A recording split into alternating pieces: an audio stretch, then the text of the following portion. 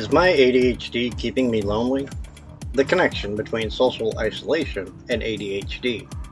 Anyone who deals with ADHD knows what a lonely world it can be.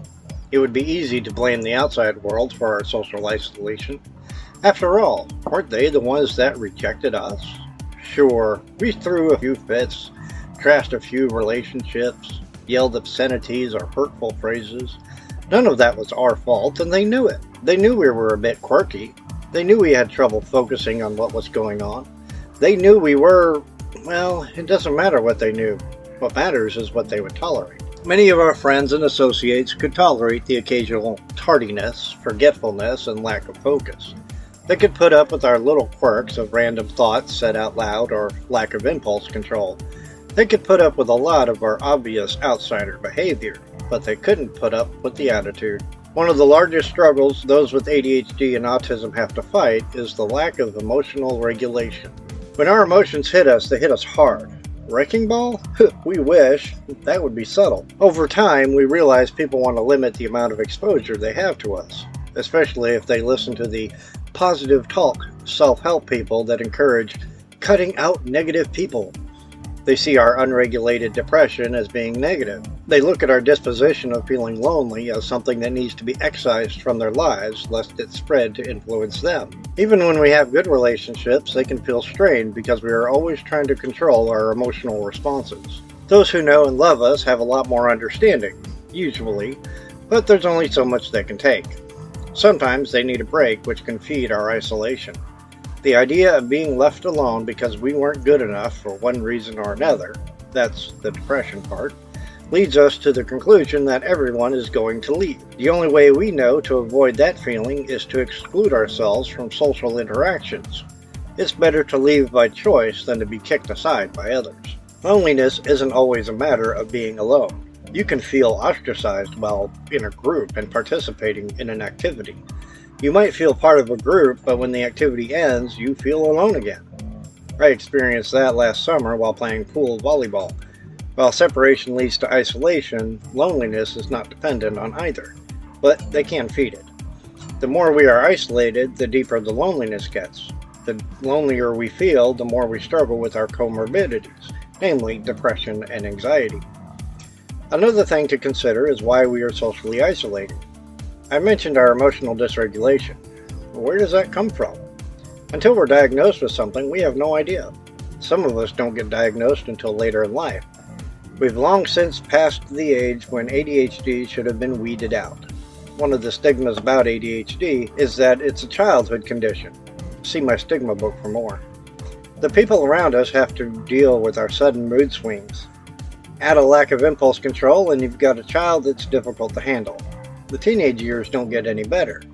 Things get much worse for someone with ADHD and they don't know why. There's a back and forth cycle that may not get treated until much later in life. As adults, we decide to isolate ourselves and blame it on being introverts. Truth be told, we may not be as introverted as we claim to be. There are times when we love being in a group.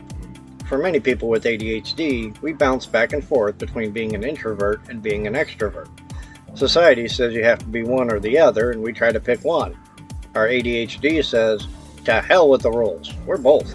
That can add to the complication of finding a place to fit in as well. The struggle of relating to both sides of the coin, but truly accepted by neither, is exhausting. Now, the big question is, does isolation cause ADHD by feeding our depression and anxiety? John Cruz seems to think so. His article, We're Reshaping Our Brains with Loneliness and ADHD, suggests that there is a feedback loop. I agree that depression and isolation feed each other. The more depressed I get, the more alone I want to be. The more alone I am, the lonelier I feel. The lonelier I feel, the more depressed I get.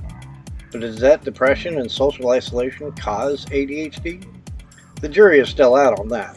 You can read the article for yourself and tell me what you think.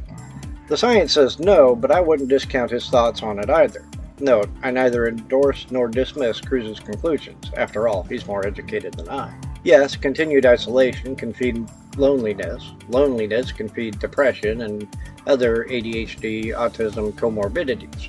However, it is more likely the issue of ADHD autism already exists but has been overlooked or ignored for one reason or another.